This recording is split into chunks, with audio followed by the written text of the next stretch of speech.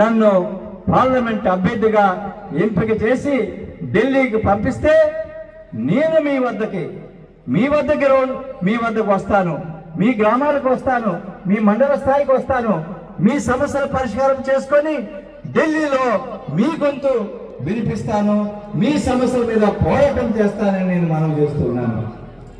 అలానే ఈ జిల్లాలో యువకులు నిరుద్యోగంతో సతమవుతున్నారు.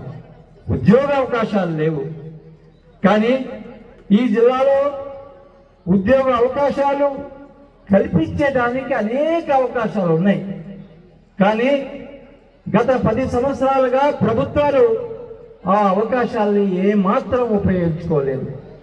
నేను ఈ జిల్లాలో ఉపాధి కల్పించడానికి, యువకులకి ఉద్యోగ అవకాశాలు కల్పించడానికి ప్రత్యేకంగా దృష్టిని కేంద్రీకరించి ఈ జిల్లాలో యువకులకి ఉద్యోగ అవకాశాలు మెండుగా దొరికేదానికి ప్రయత్నం చేస్తాను.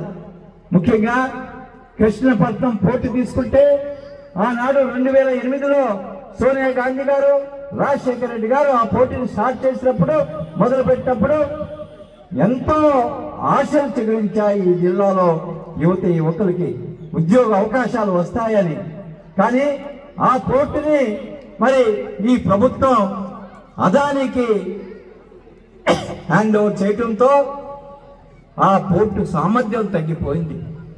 మరి ఎంతో గొప్పగా నడవలసినటువంటి పోర్టు బల్క్ పోర్టుగా తయారైపోయి దాని సామర్థ్యం తగ్గిపోయి మరి ఉపాధి అవకాశాలు తగ్గిపోయాయి.